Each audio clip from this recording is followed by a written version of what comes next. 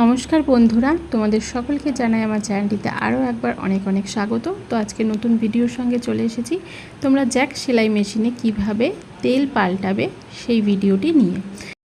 তো এখানে সবার প্রথমে কিন্তু আমাদের মেশিনে যে তেলটি রয়েছে সেটিকে প্রথমে বার করতে হবে এবং সেলাই মেশিনের যে এক্সট্রা দেখতে পাচ্ছ কুচি কুচি কাপড়গুলো সেগুলোকে তোমরা ভালো করে পরিষ্কার করে নেবে। সেটার একটা ডিটেলস ভিডিও আমি অলরেডি আপলোড করে দিয়েছি, তোমরা চাইলে দেখে নিতে পারো।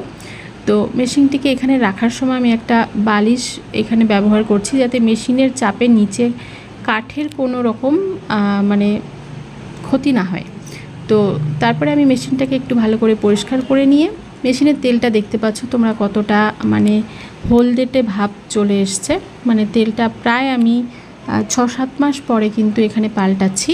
তো এখানে দেখো এই যে অংশটা রয়েছে এখানে প্রথমে বোতলটাকে এইভাবে রাখতে হবে, রেখে ওপর সাইডে কিন্তু এরকম একটা নাটের মতো আছে, সেটাকে স্ক্রু দিয়ে খুলতে হবে। আর এখানে একটা চুম্বকের মতো দেওয়া আছে যে মেশিনের এখানে কোনো রকম লোহার কোনো কিছু যদি থেকে যায় ঢুকে যায় ভেতরে, তো সেটা যেন এটার সাথে আটকে যায়।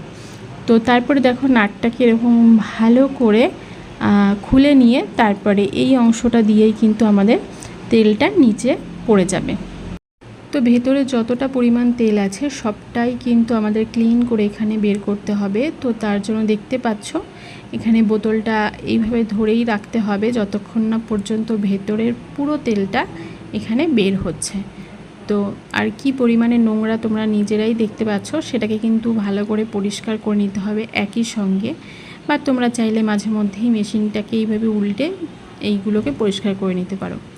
তো দেখো এখানে চুম্বকটা এই যে আরও একবার দেখিয়ে দিলাম এখানে ছিল, তো এই নাটটাকেও আমরা সরিয়ে দিচ্ছি।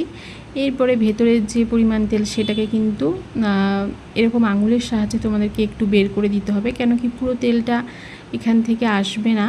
আর তারপরে একটা পরিষ্কার সুতির কোনো ন্যাকড়া দিয়ে বা কাপড় দিয়ে এটাকে ভালো করে মুছে তোমাদেরকে বাকি তেলটা তুলে নিতে হবে। ঠিক আছে, তারপরে তুলে নেওয়ার পরে দেখতে পাচ্ছ দেখো মেশিনের যে মানে নিচে যে তেলের শর্টটা পড়েছে হলদেটে, সেটা কিন্তু মোছার পরে কতটা সুন্দর পরিষ্কার হয়ে যাবে তোমরা নিজেরাই দেখতে পাবে। তো তারপরে এখানে দেখতে পাচ্ছ আমি নাটটাকে আবারও লাগিয়ে দিলাম আর ভালো করেই লাগালাম, মানে এটাকে আমি টাইট করে লাগিয়ে দিলাম। আর তারপরে চুম্বকটাকেও কিন্তু ওখানে দিয়ে দেব। আর এই যে তেলের রঙটা তোমরা দেখতেই পাচ্ছ কতটা চেঞ্জ হয়ে গেছে।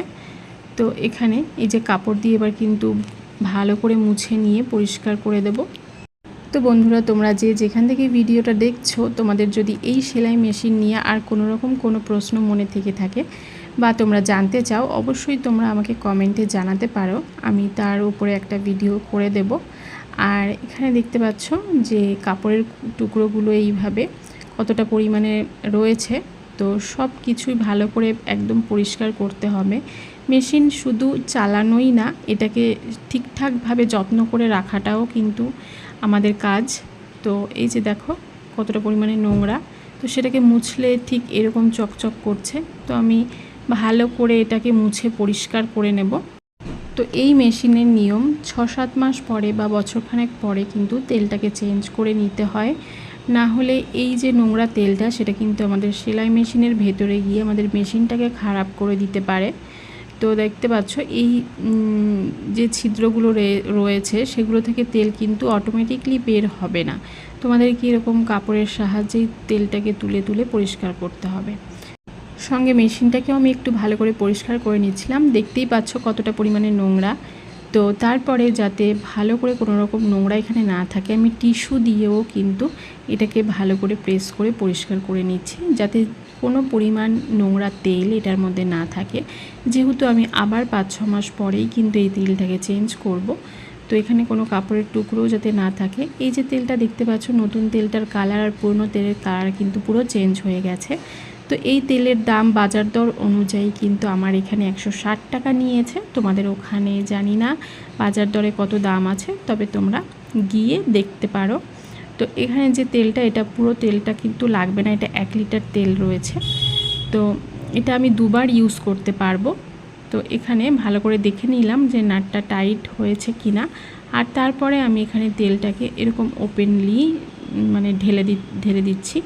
তো এখানে তোমাদেরকে একটু কাছ থেকে দেখাই, এই যে মেশিনের এখানে একবার হাই এবং লো দুটো দাগের কিন্তু মানে লেখা রয়েছে। তো তোমাদেরকে যতক্ষণ না এই যে হাই দাগের এখানে আসবে ততক্ষণ পর্যন্ত তেল ঢালতে হবে। তো হাইয়ের ওপরে যাতে না যায় সেইটা তোমাদেরকে লক্ষ্য রাখতে হবে। তো সেই পর্যন্ত তেলটাকে ঢেলে এখানে স্টপ করে দেব। তো এই যে দেখতে পাচ্ছ হাই লেখা আর এখানে একটা দাগ, এই দাগ অবধি তেলটাকে আমরা দিয়ে দিলাম। তো তারপরে যে বাকি অংশগুলো আছে সেগুলোকে একটু ভালো করে মুছে সেট করে দেব। তো এই হচ্ছে তেল ঢালার নিয়ম।